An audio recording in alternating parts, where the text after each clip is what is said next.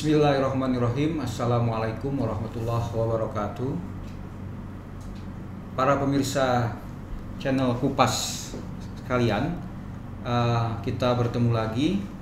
Pada kesempatan kali ini kami akan membahas program televisi Fakta TV One yang meliput atau mempersoalkan Syiah di Indonesia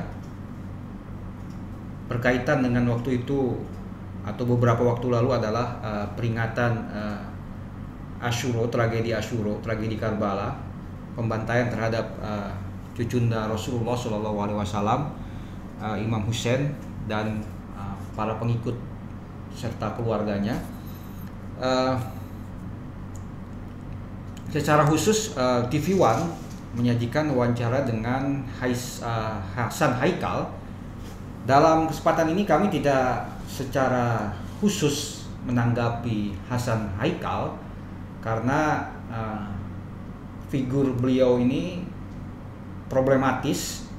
Pernah suatu saat dia menjustifikasi sebuah perbuatan dengan menyalahartikan ayat Al-Quran.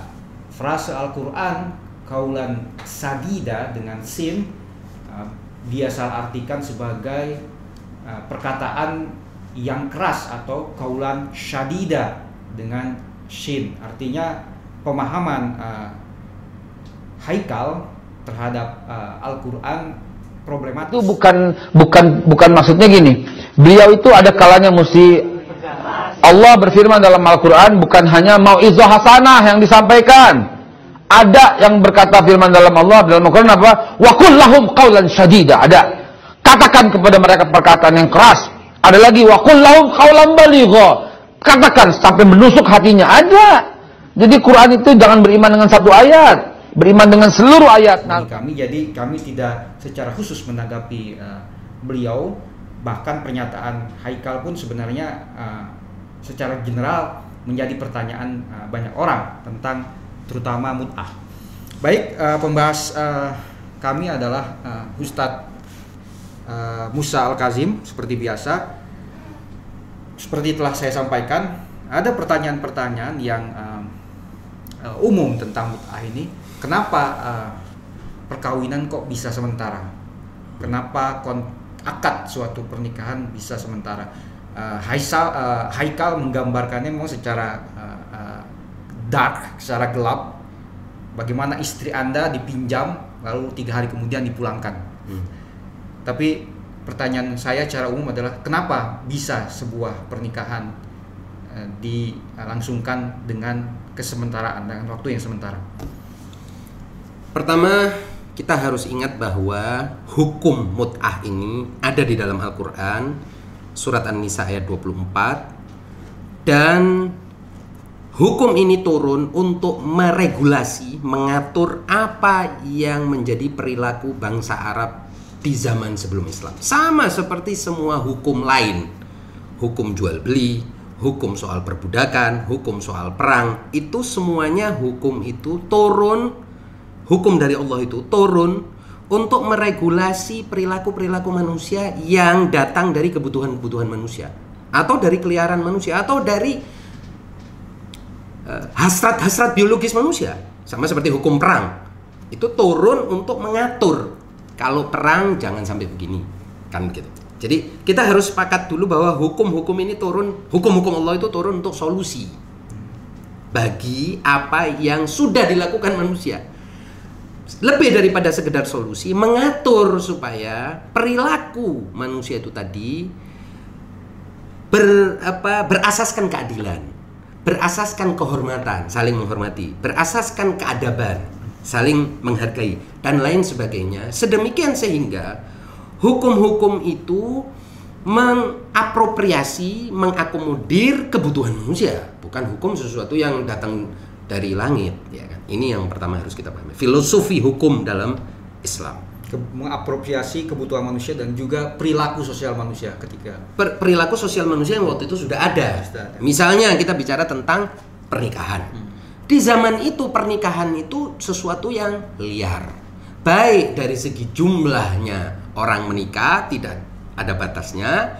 Juga caranya mereka menikah semaunya sendiri, menikahi orang dalam tanda petik itu mengambil orang, memperbudak perempuan dan menyetubuhinya secara tidak adil, sedemikian sehingga Allah menganjurkan keadilan di situ. Oleh sebab itu ayatnya itu famastamta'tum bihi minhunna fa'atuhunna ujurahunna. Artinya kalau kamu sampai menikmati tubuh perempuan, setidak-tidaknya keluarkan upahnya.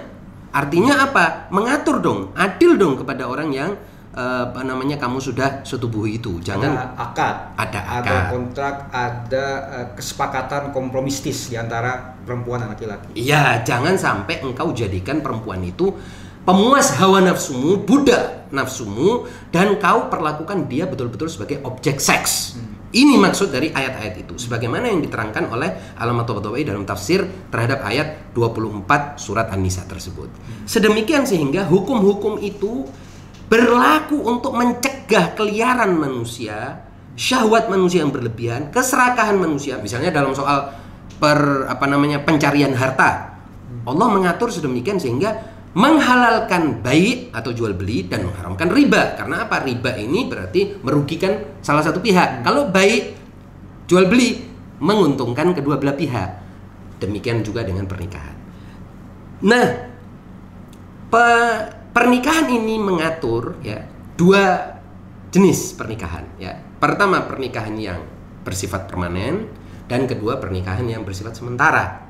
Dan ini sesuatu yang diakui dalam agama, artinya bukan seperti yang disebutkan tadi oleh saudara Fulan bin Fulan tadi, yang sebetulnya sama sekali menunjukkan dia tidak punya kualifikasi untuk bicara agama, bicara Islam, bicara hukum Islam. Itu sesuatu yang ada dalam Islam dan dilakukan di masa Nabi.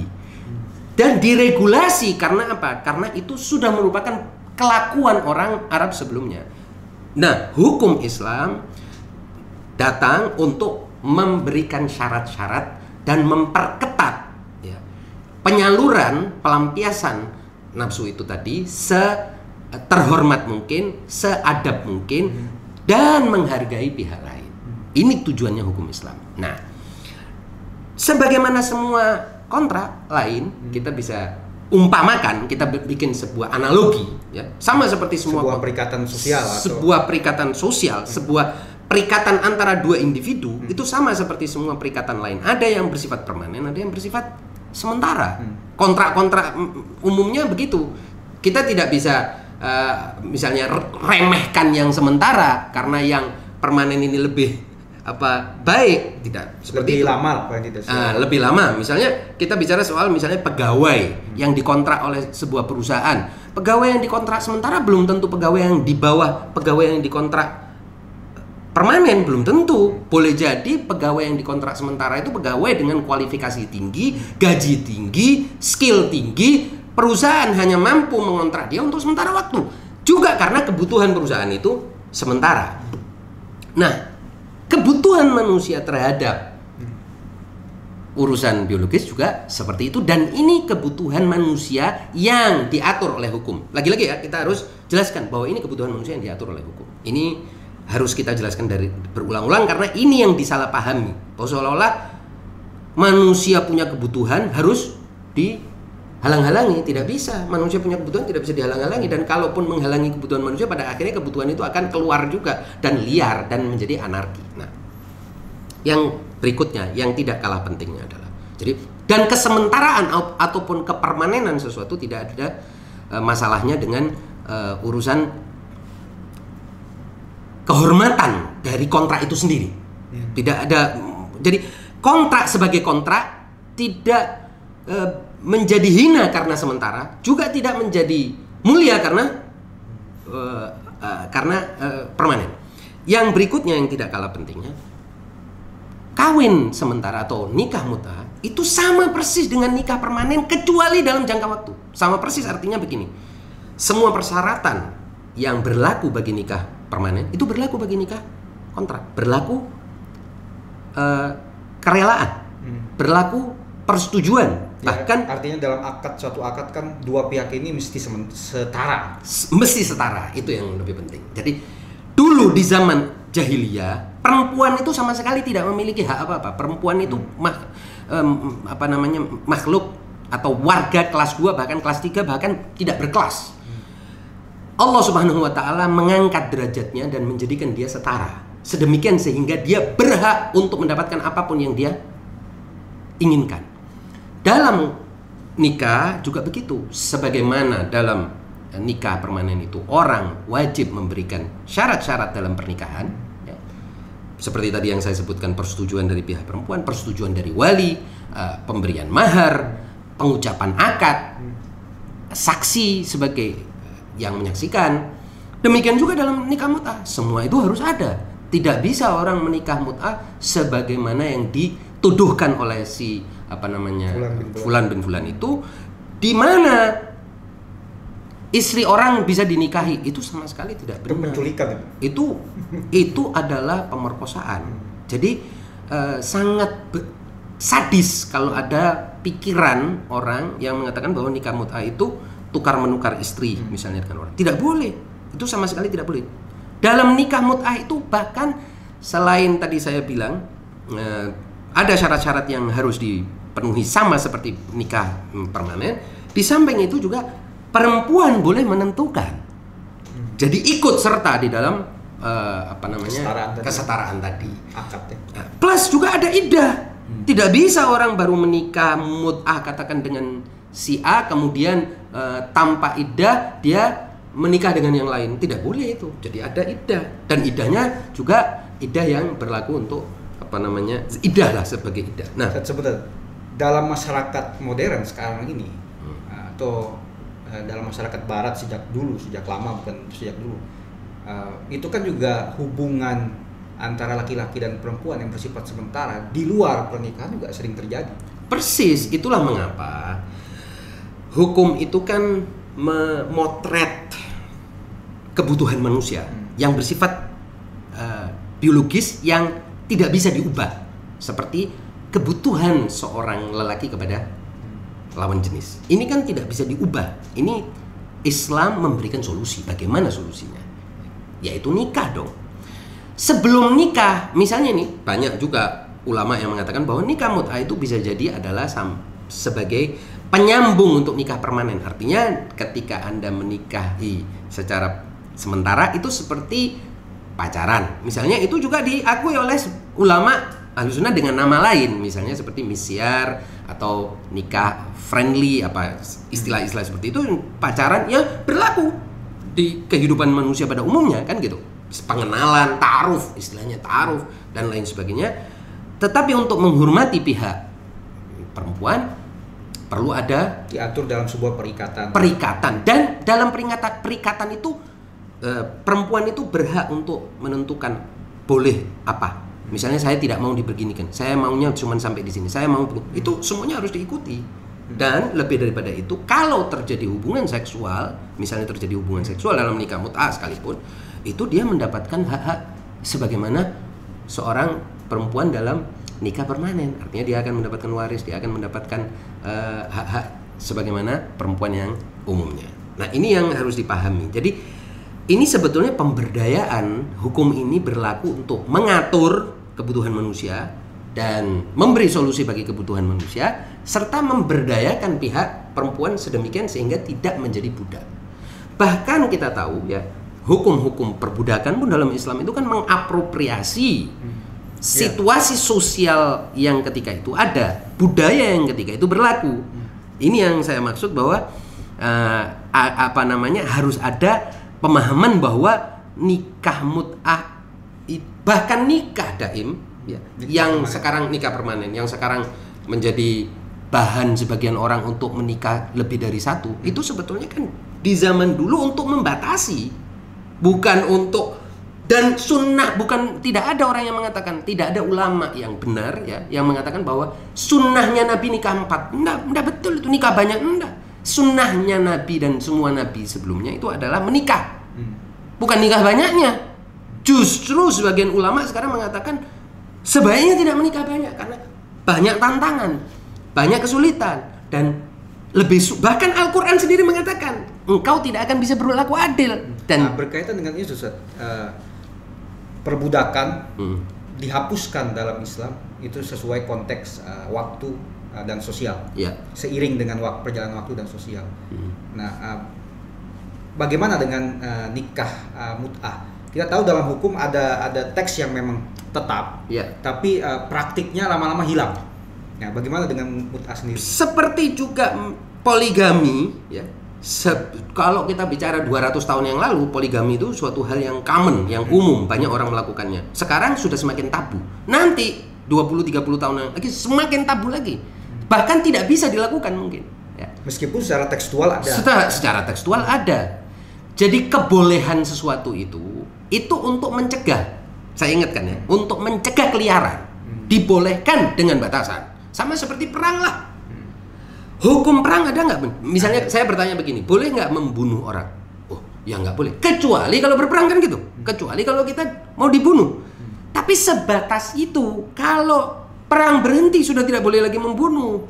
Kalau yang mengancam membunuh kita itu berhenti, atau bisa kita kalahkan, atau kita jatuhkan, tidak bisa kita bunuh dia. Orang masuk ke rumah kita, kemudian kita beradu, berkelahi sama dia. Dan kemudian hasilnya adalah kita mampu kita kalahkan tanpa kita bunuh. Tidak boleh lagi kita bunuh, dia sudah kalah. Dan itu ada hukumnya. Begitu juga dengan pernikahan ini. Jadi maksudnya pernikahan itu untuk mencegah keliaran dan pelampiasan syahwat yang berlebihan. Solusi bagi kebutuhan manusia. Nah, kalau kita lihat konteks ayat ini menurut Allamah Tabatabai, itu justru Al-Quran itu ingin mengajak orang untuk melakukan transendensi sedemikian sehingga betul-betul keadaban, kehormatan perempuan itu sampai pada level di mana satu lagi untuk sekedar satu perempuan. Dan kelanjutannya yang lebih penting adalah menghidupkan mawaddah warahmah dan sakinah. Sakinah, mawaddah dan rahmah itu. Bukan nafsunya yang dilampiaskan. Saya kira ini yang harus dipahami. Jadi ada level esensi dan ada level yang lebih luar, lebih superficial. Dari esensi kan lebih dalam. Ya, esensi, praktek. Dan ada level praktik yang diatur dalam perikatan, akad. Akad, yaitu materialisasi. Jadi materialisasi daripada penghormatan terhadap lawan, ya perempuan ataupun lawan lah, ya laki juga perempuan terhadap laki juga adalah aturan-aturan itu.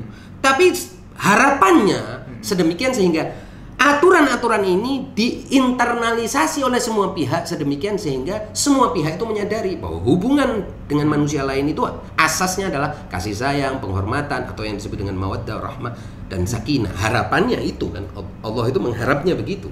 Jadi hukum tekstual itu mengatur borderline dan paling perbatasan antara keliaran dan kenormalan, paling garis batasnya gitu. Garis batasnya, dan itulah mengapa haram itu kan untuk mencegah orang agar tidak melakukannya, diharamkan. Jangan melampaui batas itu, karena kalau melampaui batas itu manusia akan terjerumus kepada kebiadaban, kekejian, kejahatan, ketidakadilan seperti hukum mut'ah itu. Kalau kita baca teksnya ayat itu pun fa'atuhunna ujurahunna, kalau memang kamu sudah menikmati ya berikan upah. Artinya jangan sampai kamu menikmati dan melakukan semua itu tanpa ada akad sebelumnya sehingga kamu bablas dan melakukan segala-galanya kepada orang tanpa ada hak orang itu yang kamu kamu hargai. Sama seperti kalau kita memperkerjakan orang sebagai tukang misalnya atau sebagai pegawai. Ada sebagian orang yang main suruh tapi tidak sadar apa dong hak orang ini. Main disuruh. Ini budak, dan itu sebetulnya sejalan dengan perbudakan. Jadi baik laki maupun perempuan di zaman itu diperkerjakan oleh elit, kelas elit ya, di bangsa Arab ketika itu. Saya kira di semua bangsa ketika itu sebagai manusia dengan level binatang. Artinya dia tidak punya hak. Sudah saya beli permanen tanpa hak lagi. Kamu adalah budak saya. Untuk kalau perempuan untuk melampiaskan nafsu mereka, kalau laki untuk berbagai kebutuhan keperluan pelayanan fisik mereka yang lain seperti berkebun, ngangkat barang dan lain sebagainya dan lain sebagainya. Baru di era industri ada upah, ada gaji, tapi belakangan juga makin berkembang esensi kemanusiaan, ada cuti, ada asuransi, bahkan sekarang berkembang juga, makin berkembang ya ada semacam motivasi, liburan. Dan saya kira perempuan di zaman jahiliyah itu mendapatkan hukum seperti ini, itu adalah hukum pemberdayaan bagi mereka, sedemikian sehingga di zaman ini misalnya perempuan bisa menuntut macam-macam, bahkan menuntut tidak mau suaminya bernikah lagi, sudah harus diterima oleh suaminya. Kalau sudah tidak mau menikah lagi, selesai. Anda harus hargai hak perempuan untuk menuntut seperti itu gitu. Jadi ada dari agama itu ada dorongan untuk lebih meningkat dari sekedar mempraktikkan hukum positif itu ya. Persis. Dan yang lebih penting itu tadi, esensinya adalah menjadikan hukum positif itu sebagai langkah awal untuk dia meningkatkan atau mentransendensikan moralitas, etika, keadaban, peradaban, kehormatan, penghormatan terhadap yang lain, pemahaman, understanding terhadap yang lain, dan lain sebagainya. Dan yang tinggi ini nggak perlu selalu diatur dalam teks. Iya, itu kan penghayatan manusia, internalisasi gitu. Tapi teks juga menunjukkan, misalnya itu soal mawaddah warahmah, kan dia menunjukkan itu kan bahwa ini ada gitu. Bahwa arahkan ke sana. Itu saya kira. Oke, Ustaz. Bagian kedua kita ingin menanggapi format acara TV One Fakta. Bagaimana menurut Ustaz? Saya kira pertama, acara itu adalah sebuah liputan yang tidak mengikuti kaidah jurnalistik. Kita bisa tahu dari judulnya saja, kita sudah lihat gamblang Fulan bin Fulan mengungkap penyimpangan. Berarti kan dia mendukung Don Fulan bin Fulan.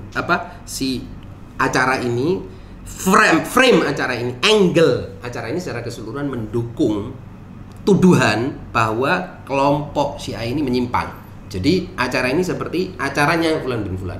Itu menurut saya, artinya dalam benak redaksi ini sudah ada kesimpulan bahwa Syiah menyimpang. Menyimpang. Jadi tidak cover both side. Di situ bisa kita lihat dari pertanyaan-pertanyaan. Meskipun ada tokoh-tokoh Syiah yang... Ya, makanya pertanyaan terhadap tokoh Syiah itu adalah tuduhan. Untuk menjawab tuduhan. Jadi seolah-olah ini sudah tertuduh, sudah ada dakwaan yang disusun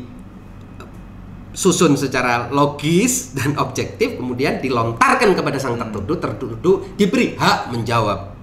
Kenapa? Kita tertuduh apa? Semua yang dituduhkan tidak ada buktinya. Sebutkan satu pun teks yang menyatakan bahwa mut'ah itu seperti yang dia nyatakan, khususnya yang dia nyatakan dalam Twitter itu, bahwa itu dibolehkan untuk ganti istri orang, boleh pakai istri orang, boleh niduri anak orang semaunya seperti yang dia anggapkan itu. Silahkan sebutkan teks manapun, dan lebih baik lagi kalau dia bisa tunjukkan perilaku orang seperti itu. Jurnalis harusnya memberi guidelines. Kalau tuduhan itu tidak terbukti dan kemudian tidak ada dasar objektifnya, harusnya tidak ditonjolkan tuduhan itu. Justru dia harus mengajukan sebagai pertanyaan, bukan gamblang si Fulan bin Fulan mengungkap penyimpangan, tapi benarkah ada penyimpangan? Begitu dong. Harusnya dia menjadikan itu sebagai kontroversi, pertanyaan.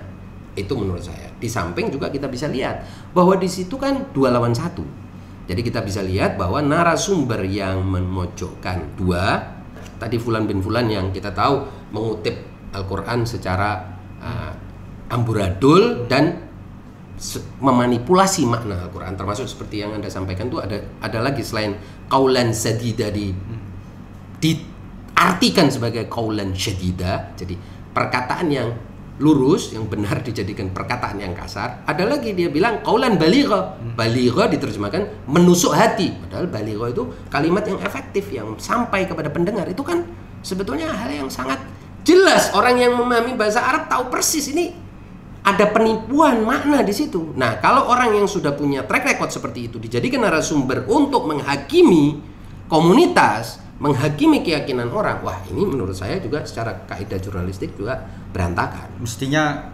sebelum meliput, seorang jurnalis mesti melakukan riset, sumber mana yang mesti dia wawancarai dan juga menguji kredibilitas sumber tersebut.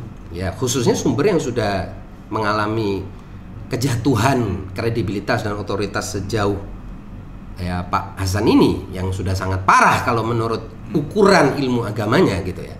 Artinya menerjemahkan Al-Quran secara, bukan menerjemahkan, menyalah terjemahkan. Jadi dia memaksakan. Ada beda orang mengutip salah, itu beda. Tapi konteks yang dia sampaikan itu adalah dia membenarkan pendapat yang salah dengan Al-Quran yang dia ubah. Secara ilmiah ini sudah orang seperti ini harusnya dihapus dari sebagai narasumber, gitu maksudnya. Baik, Ustaz, terima kasih Ya. Atas pembahasannya. Nanti para pendengar sekalian, kita akan melanjutkan pembahasan kita soal Syiah ini dalam beberapa program selanjutnya atau video selanjutnya.